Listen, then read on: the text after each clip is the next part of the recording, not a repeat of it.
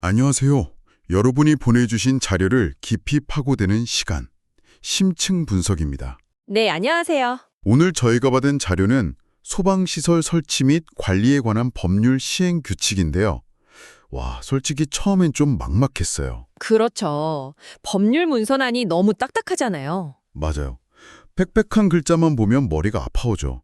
하지만 이 안에 우리가 매일 드나드는 건물의 안전이 어떻게 설계되고 유지되는지 그 운영 시스템이 전부 들어있다고 생각하면 조금 다르게 보이기 시작해요. 맞아요. 그래서 오늘 저희의 목표는 이 규정을 그냥 읽어드리는 게 아닙니다. 이 규칙들 뒤에 숨어 있는 왜를 파헤쳐보는 거예요. 네, 아주 좋은 접근입니다. 작동점검이랑 종합점검은 그냥 이름만 따른 건지, 그리고 제일 궁금한 거, 우리 아파트 점검은 왜 입주민한테 직접 하라고 하는 건지, 그 속사정까지 한번 제대로 알아보겠습니다. 좋습니다. 자, 그럼 바로 본론으로 들어가 볼게요. 자료를 펼치자마자 두 가지 핵심 용어가 등장합니다. 작동점검과 종합점검. 네. 단어는 비슷한데 느낌상으로는 비중이 완전히 다를 것 같거든요. 이게 근본적으로 뭐가 다른 건가요? 아주 정확한 지적이세요. 핵심은 점검의 깊이와 관점의 차이입니다. 깊이와 관점? 네. 작동 점검은 말 그대로 지금 당장 이게 작동하는가 이걸 보는 거예요. 아, 기능 테스트? 맞습니다. 비상벨을 눌러서 소리가 잘 나는지, 소화전 펌프 스위치를 켰을 때 펌프가 힘차게 도는지 아주 직관적인 기능 테스트라고 할 수 있죠. 아, 알겠네요. 그러니까 차로 비유하면 시동을 걸었을 때 엔진이 제대로 켜지고 헤드라이트가 들어오는지 딱 그 정도 수준이군요. 와, 완벽한 비유예요. 바로 그거예요. 반면에 종합점검은 그 차의 보닛을 열어보는 겁니다. 아예 안을 들여다보는 거군요. 그렇죠.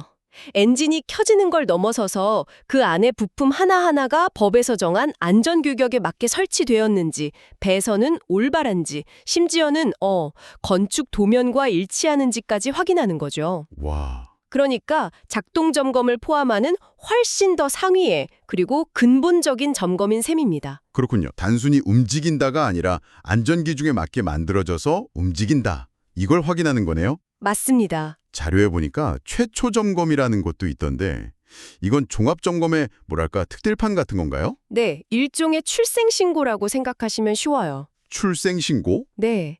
건물이 다 지어지고 사용 승인을 받으면 60일 안에 첫 번째 종합점검을 받아야 하거든요. 아, 기한이 있군요. 그렇죠. 세상에 처음 나온 이 건물의 소방 시스템이 법적 기준에 맞춰 완벽하게 태어났는지 이걸 최종적으로 확인하고 공식적인 기록을 남기는 절차죠. 좋습니다. 그럼 이제 무엇을 점검하는지 알았으니 누가 이 점검들을 받아야 하는지로 넘어가 보죠. 제가 사는 작은 오피스텔도 종합점검까지 다 받아야 하는 건가요? 그렇지는 않아요. 건물의 규모와 용도, 그리고 위험도에 따라 대상이 명확하게 나뉩니다. 네. 기본적으로 작동 점검은 대부분의 건물이 해당되지만 좀 흥미로운 예외들이 있어요. 예외요? 네. 소방안전관리자를 둘 필요가 없는 아주 작은 건물이나 위험물 제조소 같은 특수시설, 그리고 가장 중요한 특급 소방안전관리 대상물은 작동점검 대상에서 제외됩니다. 잠깐만요. 지금 특급이라고 하셨죠? 네, 특급. 특급이라면 63빌딩이나 롯데타워, 스타필드 같은 초고층, 초대형 건물이잖아요. 가장 위험할 수 있고 그래서 가장 안전해야 할 곳이 기본적인 작동 점검을 건너뛴다고요. 그렇죠. 이건 상식적으로 좀 이해가 안 되는데요. 바로 그 지점이 이 법규의 핵심 철학을 보여주는 부분이에요. 특급 대상물이 점검을 건너뛰는 게 아니라 사실상 업그레이드하는 겁니다. 업그레이드요? 네, 법이 이렇게 말하는 거죠. 이런 중요하고 위험한 건물에 얕은 수준의 작동 점검을 할 시간은 없다. 대신 훨씬 더 깊고 까다로운 종합 점검을 남들보다 2배 더 자주 받아라, 이렇게요. 아, 그러니까 얕은 점검을 면제해주는 대신 가장 강력한 점검을 연 1회가 아니라 반기별로 즉 1년에 2번 이상 받도록 의무화해서 안전망을 더 촘촘하게 만든 거군요. 정확합니다. 이게 바로 현대적인 위험 기반 안전관리의 접근법이에요. 위험 기반. 네, 모든 곳에 동일한 잣대를 대는 게 아니라 가장 위험성이 높은 자산에 최고의 전문가와 자원을 집중시키는 전략이죠. 그렇군요. 그럼 종합점검 대상은 어떤 곳들이냐면 방금 말한 특급 대상물 외에도 스프링클러가 설치된 건물, 특정 규모 이상의 물분무등 소화 설비나 제연 설비가 있는 터널, 그리고 영화관이나 노래방 같은 다중이용 업소가 일정 규모 이상 입점한 건물들이 해당돼요. 점검 시기도 좀 복잡해 보여요. 어떤 건 종합점검 받고 6개월 뒤에 작동 점검을 하고 또 아닌 곳은 건물 생일인 사용 승인일에 맞춰서 하라고 되어 있네요. 왜 이렇게 다른 거죠? 이것도 점검의 공백을 없애기 위한 아주 체계적인 설계예요. 아, 위험도가 높은 종합점검 대상 건물은 1년 중 어느 시점에 깊이 있는 종합점검을 받았다면 거기서 딱 6개월 후에 기능 위주의 작동 점검을 통해 중간 점검을 하는 거예요. 일종의 확인 사살 같은 거네요. 그렇죠. 1년에 2번 일정한 간격으로 계속 들여다보겠다는 의지죠. 그럼 작동 점검만 받는 건물들은요? 그 건물들은 왜 6개월 주기가 아닌 거죠? 그 건물들은 상대적으로 위험도가 낮다고 보기 때문에 1년에 한 번만이라도 확실히 점검을 놓치지 않도록 그 건물에 주민등록증 발급일 같은 사용 승인일이 속한 달에 하도록 못 박아 놓은 겁니다. 아, 잊어버리지 말라고요. 네, 관리의 효율성과 체계성을 모두 잡으려는 거죠. 자, 그럼 이제 많은 분들이 가장 궁금해하실 우리 집 이야기로 넘어가 보죠. 아파트 같은 공동주택 말이에요. 네, 그렇죠. 솔직히 지금까지 이야기는 좀 남의 건물 얘기 같았는데 이제부터는 정말 우리 얘기네요. 자료를 보니까 가장 눈에 띄는 게 입주인이 스스로 점검할 수 있다 이 부분이에요. 네, 공동주택 점검의 가장 큰 특징이자 어찌 보면 가장 큰 딜레마를 해결하기 위한 방법입니다. 딜레마요? 원칙적으로 2년 안에 모든 세대를 다 점검해야 하는데 점검 인력이 수백, 수천 세대를 일일이 방문하는 건 이게 현실적으로 불가능에 가깝거든요. 그렇죠. 맞벌이 부부도 많고 낮에는 집이 텅텅 비어 있으니까요. 맞습니다. 그래서 어떤 해결책을 내놓은 건가요? 관리사무소는 일단 점검 계획을 세워요. 종합점검 대상 아파트는 1회 점검 시마다 전체 세대의 30% 이상, 작동 점검만 하는 곳은 50% 이상을 점검하도록 목표를 잡습니다. 네. 그리고 입주민에게 세대별 점검 안내문과 점검표를 나눠주면서 소방청에서 만든 점검 방법을 알려주는 동영상을 시청하도록 안내하죠. 아, 그럼 입주민이 그 영상을 보고 우리 집 천장에 달린 화재 감지기가 제대로 있는지, 소화기는 잘 비치되어 있는지 이걸 직접 확인하고 점검표를 작성해서 제출하는 방식이군요. 맞습니다. 그런데 여기서 이런 의문이 드실 거예요. 네, 바로 그 생각이 들었어요. 솔직히 좀 회의적인데요. 바쁜데 다들 제대로 할까요? 그냥 귀찮아서 대충 서명만 해서 내는 사람도 분명히 있을 텐데 이 자율점검이라는 게 실효성이 있나요? 아주 현실적인 질문이에요. 물론 한계는 있습니다. 그렇죠. 하지만 이 제도의 진짜 목적은 100% 완벽한 기술적 점검에만 있는 게 아니에요. 더 중요한 건 안전 문화를 만드는 데 있습니다. 안전 문화요? 네. 입주민에게 직접 점검표를 작성하게 함으로써 우리 집 소방시설은 남이 아니라 내가 챙겨야 한다는 인식을 심어주는 거죠. 내 주방에 있는 소화기가 그냥 빨간색 인테리어 소품이 아니라 위급할 때 내 가족을 살릴 도구라는 걸 한 번이라도 더 생각하게 만드는 효과가 있어요. 아, 그런 관점이군요. 단순한 의무 이행이 아니라 안전에 대한 주인의식을 갖게 하는 일종의 캠페인 역할도 하는 셈이네요. 그렇죠. 듣고 보니 예전에 살던 아파트에서 누가 토스트 태웠다고 화재 경보기가 울렸는데 대부분의 이웃들이 그냥 시끄럽네 하고 문만 빼꼼 열어보던 게 생각나요. 바로 그겁니다. 그럼 무관심과 무지를 깨는 효과가 있겠네요. 바로 그겁니다.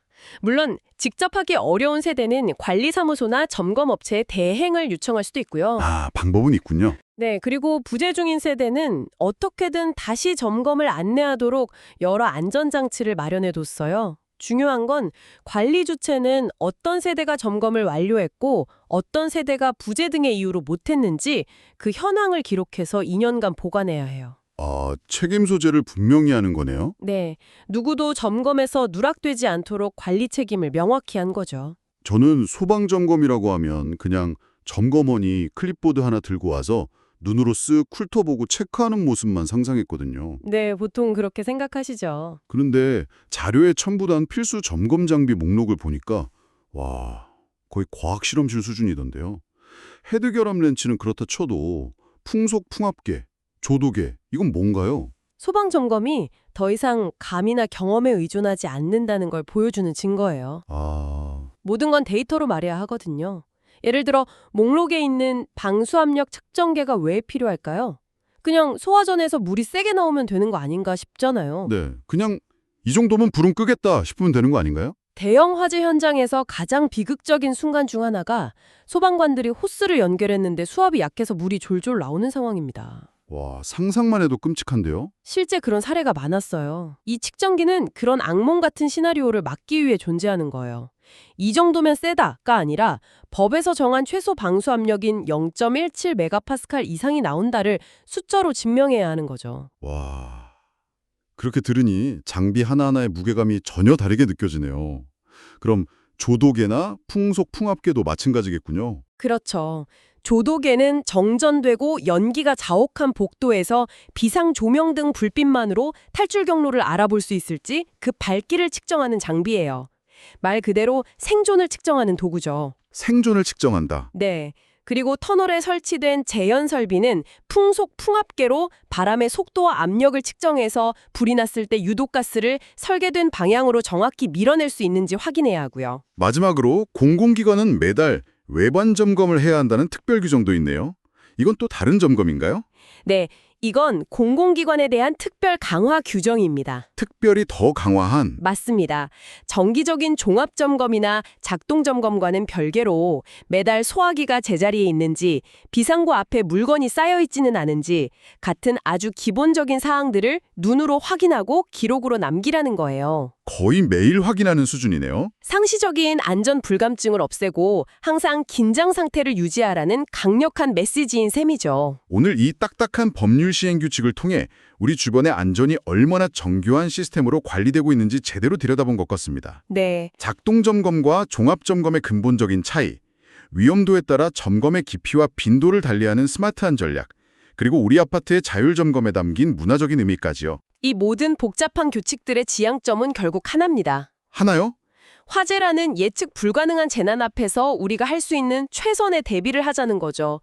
법규를 아는 것도 중요하지만 더 중요한 건 내가 일하고 생활하는 공간의 소방시설에 관심을 갖고 점검에 협조하는 바로 그 태도일 겁니다. 맞아요. 오늘 내용을 듣고 나니 집에 가서 현관 옆에 있는 소화기 유효기간이라도 한번 다시 보게 될 것 같네요. 네, 꼭 한번 확인해 보세요. 오늘 대화를 나누면서 이런 질문이 계속 머릿속에 맴돕니다. 네. 전문가의 정기 점검과 거주자의 자율적인 일상 점검, 이 둘의 역할과 책임은 어디까지 구분되어야 가장 효과적인 안전망을 만들 수 있을까요? 아주 중요한 질문이네요. 시스템에만 기댈 수도 개인의 양심에만 맡길 수도 없는 이 문제에 대한 최적의 균형점은 어디일지 한번 생각해 보시는 것도 좋을 것 같습니다. 네. 여러분의 공간을 지키는 힘은 결국 우리 모두의 관심에서 시작되니까요. 오늘 심층 분석은 여기까지입니다.